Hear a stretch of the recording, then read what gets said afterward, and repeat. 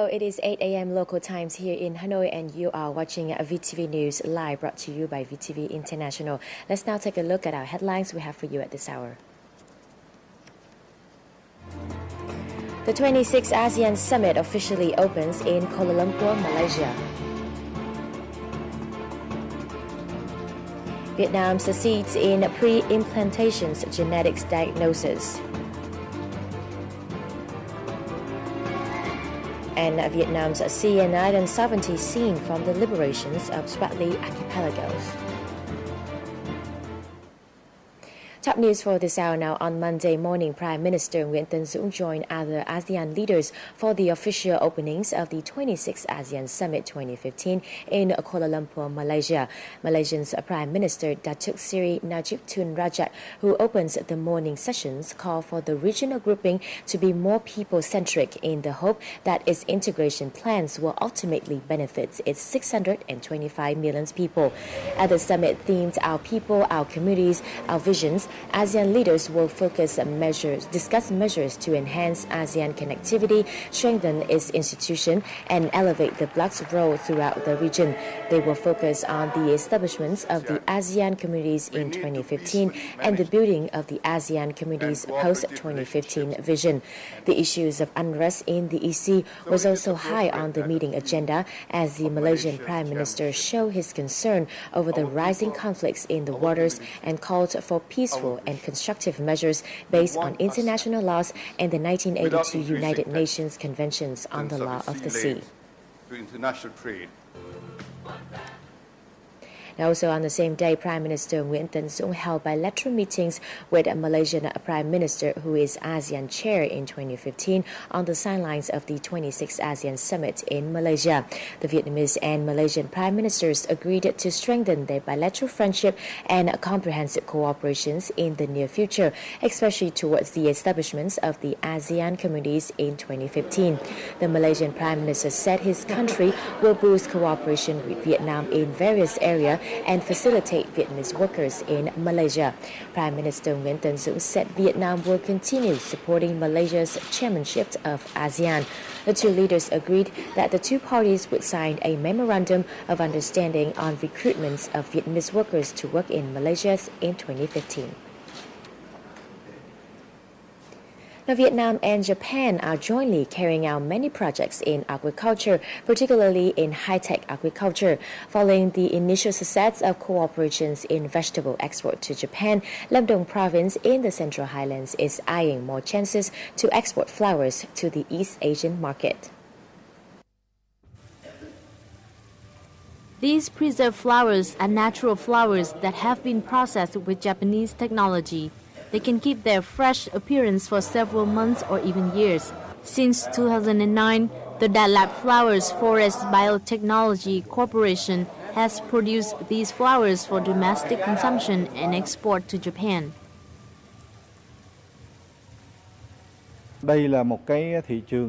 Japan is quite a new market, yet it holds great potential because preserved flowers contribute to a $600 million industry there. After importing Japanese technology, Vietnam can produce flowers that compete well in the Japanese market. Japan is a lucrative market for flower exports in general, not just preserved flowers.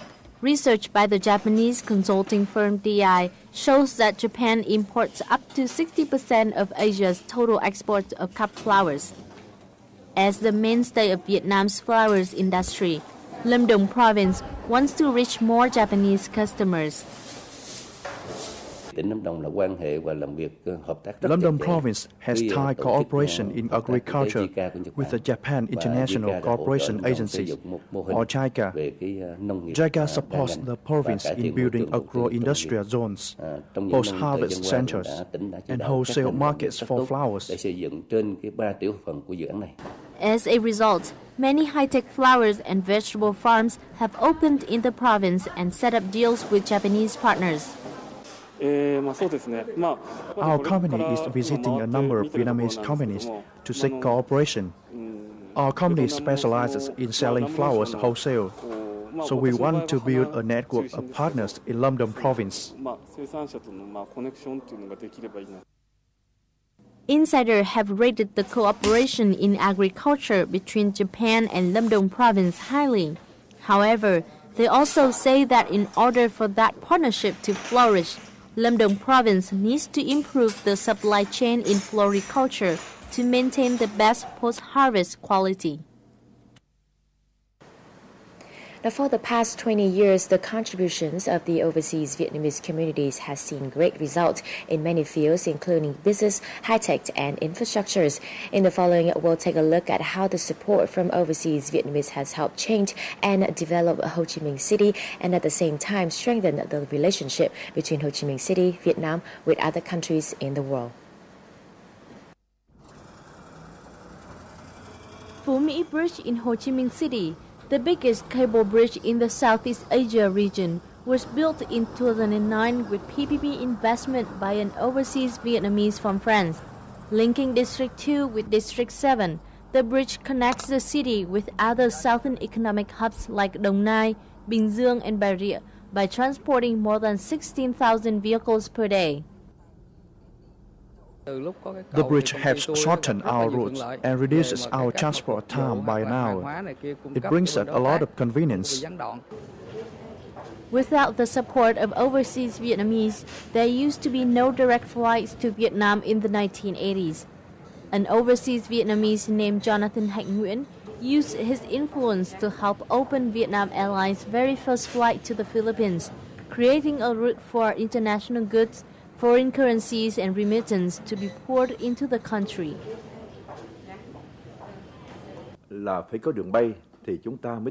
There needed to be a direct flight to open the way for humanitarian assistance into Vietnam.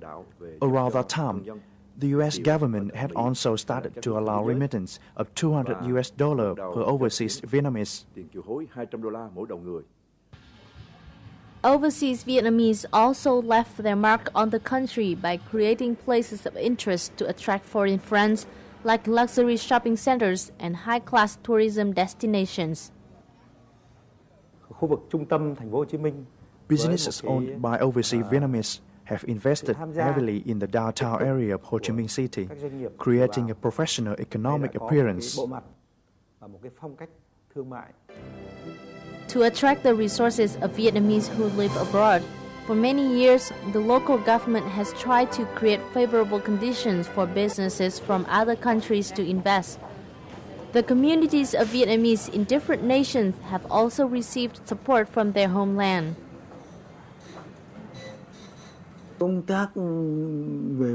Right after Vietnam's reunification, we soon set out targets to promote the economy and the cooperate with overseas Vietnamese. Compared to other localities, Ho Chi Minh City has achieved greater results in this field. The resources and contributions of overseas Vietnamese have played an important role in the development of Ho Chi Minh City's economy in particular, and of the whole nation in general. It's clear that the link between Vietnamese and their homeland remains a powerful force.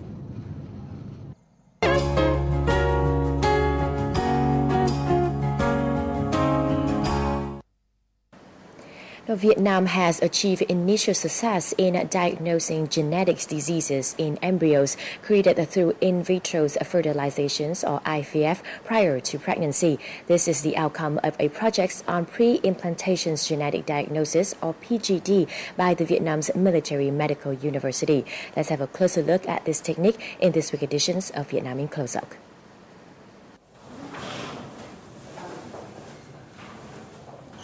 Couple Chiêu and Diu has a 3-year-old son.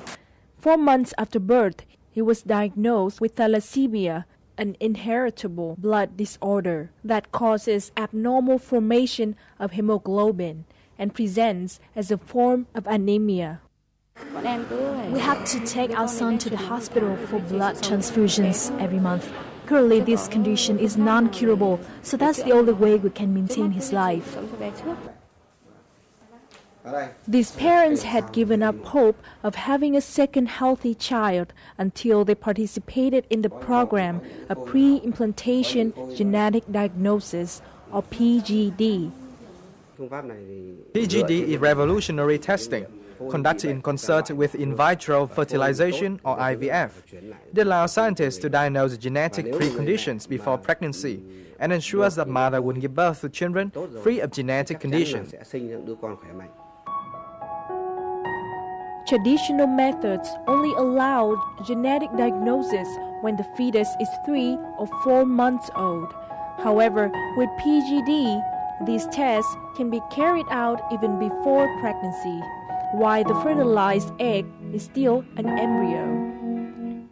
After 5 days, the embryos are now ready to go through PGD, and that process will be carried out in this very laboratory. One cell is separated from the embryo. The DNA and chromosomes in the cell are then analyzed.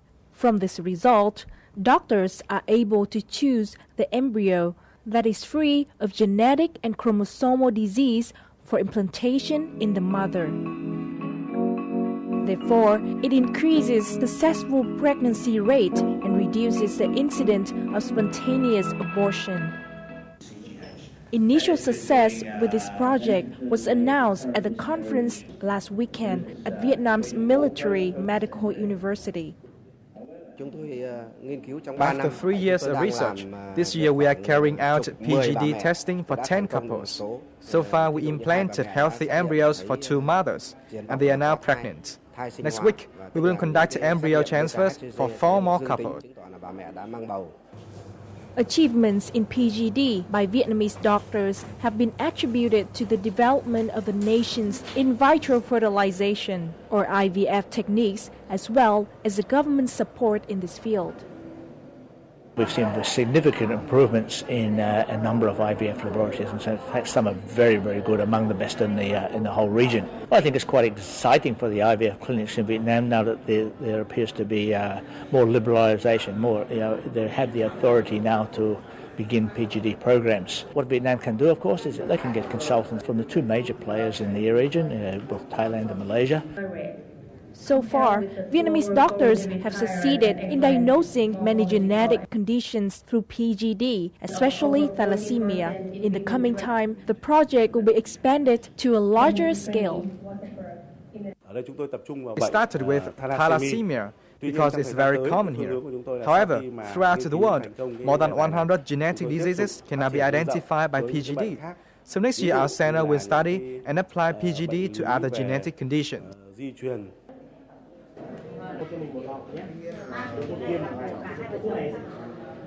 Compared to normal IVF, PGD not only can identify any abnormalities and check the general health of the embryos, but it can also identify many potential genetic preconditions.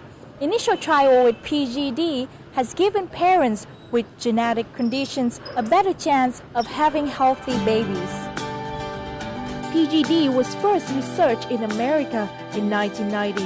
After 25 years of development, it has supported the birth of thousands of healthy children worldwide. Still to come here on VTV News, Vietnam Sea and Island sovereignty seen from the liberations of Spratly archipelagos.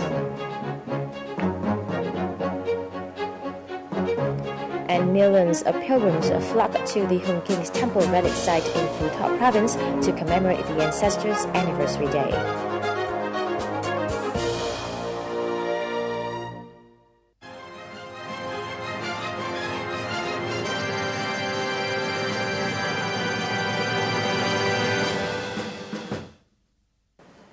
You're watching VTV News live from Hanoi. Now, the Organization Board of National Anniversary Ceremonies opened a press center yesterday morning at the Ho Chi Minh City Press Association. The center aims to serve during the celebrations for the 40th anniversary of Southern Liberations and National Reunification Day on April the 30th. The center, which is equipped with about 30 computers with access to high-speed internet and relevant equipment, will provide a space for thousands of local and foreign journalists. The press will focus on national reunification and the development histories of Ho Chi Minh City and the entire nation. Now, during the last days of April 1975, along with the historic battles on land, another campaign was taking place. It was the liberations of Trường Sa. Liberating the area, also known as the Spratly Archipelago, proved Vietnam's strategic visions and its awareness of its sovereignty over the islands and waters. From this house, constant directive on the southern battlefield was sent from March 1975. The Politburo made a decision that the South had to be liberated before the rainy season, around the 25th of March. Along with this decision, another important one was made to liberate the islands in the East Sea. The focus of island liberation had to be the islands of the Spratly Archipelago. Major General Nguyễn Văn Ninh was at the time in charge of military tactics at sea. According to him, the decision to liberate the Spratly Archipelago was made after the liberation of Da Nang. By the 9th of April 1975, the Department of Military Intelligence under the High Command discovered that the Spratly Archipelago was likely to be left behind. Immediately, the Military Commission of the Paris Central Committee ordered the 5th Military Region and Naval Command to send troops to the archipelago. This mission faced challenges. As directed, taking over the island was to be fast, as the archipelago might have been taken by other forces. Casualties would be to be limited at all costs.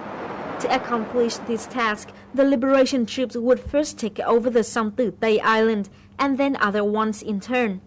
The whole campaign ended after 15 days. Our troops reported that they observed big and black ships without flags sailing around the islands. Our troops raised all our flags on the highest points of the islands to confirm our sovereignty. This proves that the decision on liberating the Spratly Archipelago was absolutely right. If we had been just around for 10 days late, other forces would have taken over the islands. The Spratly Archipelago was liberated before Saigon. From the point of view of a historian, liberating the Spratly Archipelago was a smart decision. This decision will remain a valuable one for thousands of years. The Spratly Archipelago was liberated on the 29th of April 1975, one day before Saigon. This triumph confirms the long-standing sovereignty of Vietnam over the sea and islands. Now, in light of the 40th anniversary of Southern Liberation and National Reunification Day, the War Remnants Museum opened 2 photo exhibitions in Ho Chi Minh City. There are memories of wartime roads by Vietnamese photographers Hoàng Văn Sắc and War and Peace 50 Years of Vietnam by Japanese photographer Ishikawa Bunyo. The former features 93 photos telling stories of the fierce struggles of the Vietnamese people on the roads to the battlefield. Meanwhile, the Japanese photographer's 100 pictures are his collections from when he was a war reporter in Vietnam. These pictures reflect the ferocities of the war in Vietnam and the love for peace held by the Vietnamese people.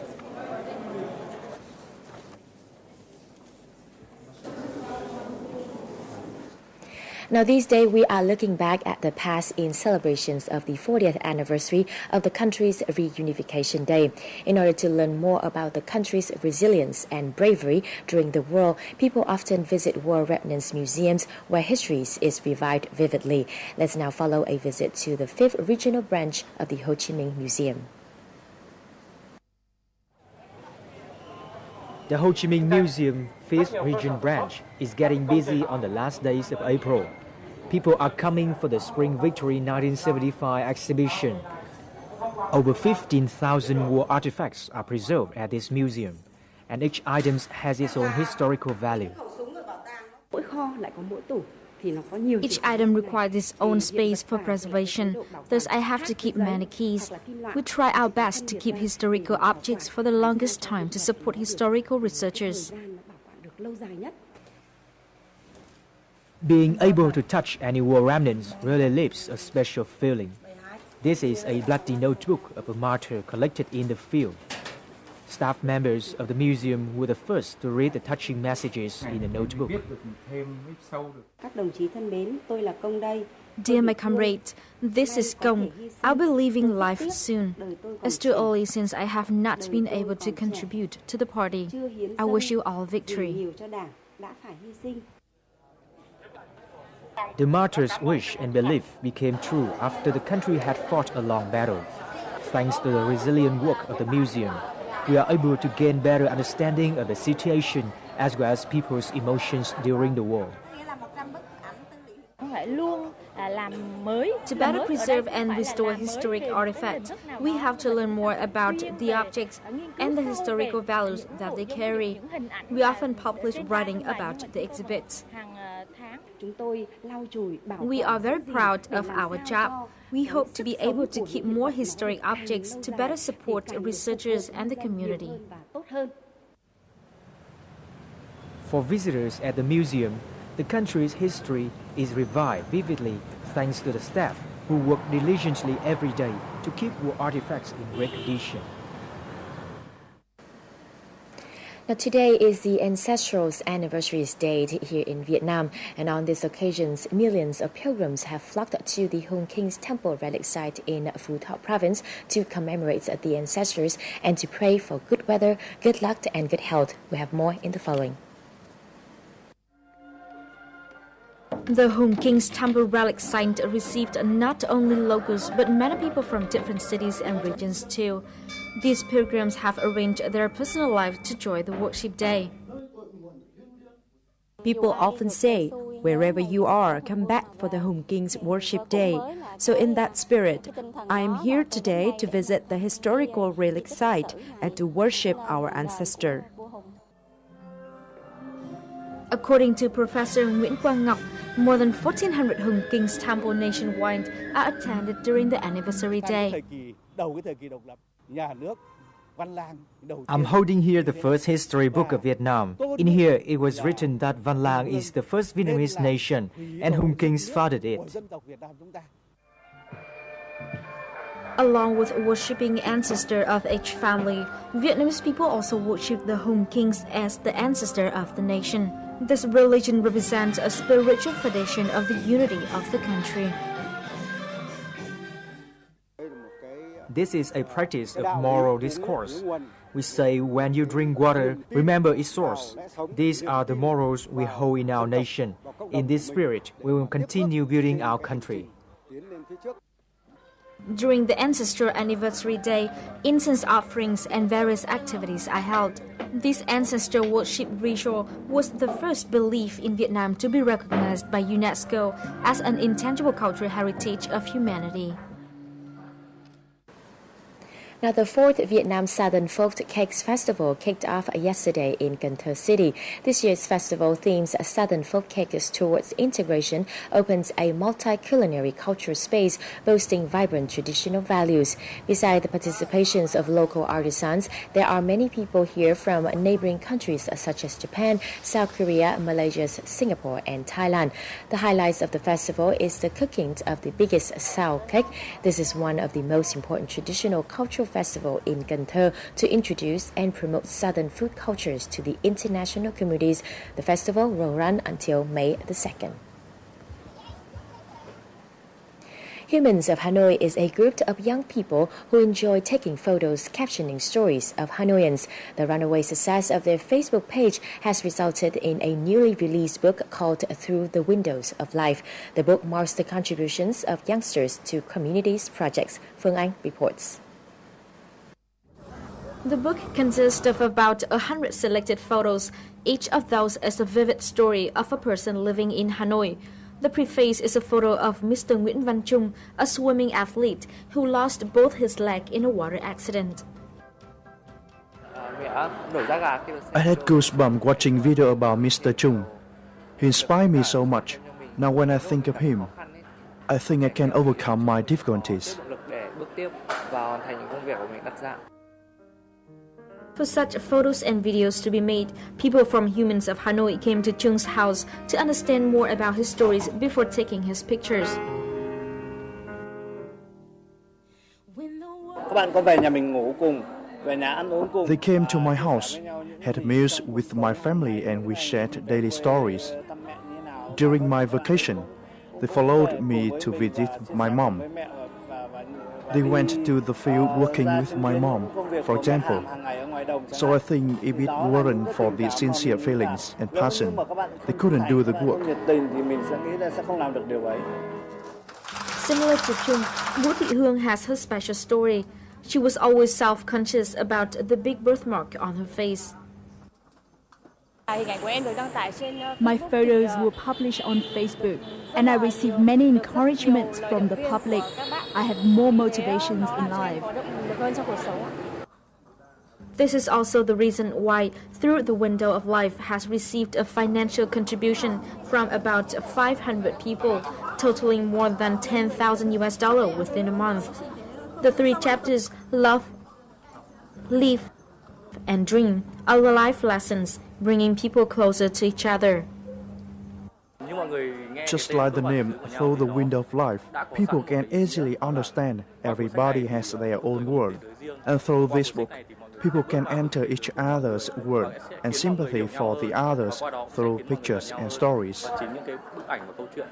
As a followers of Human of Hanoi on Facebook, I think the book is a treasure of feelings and sharing between people who live and come to Hanoi. I really learned a lot from their experiences. According to the founder of Humans of Hanoi, part of the benefit from selling the book will be used to help people with difficult circumstances who were photographed. And now, as usual, before we say goodbye, let's take a look at the updated weather forecast.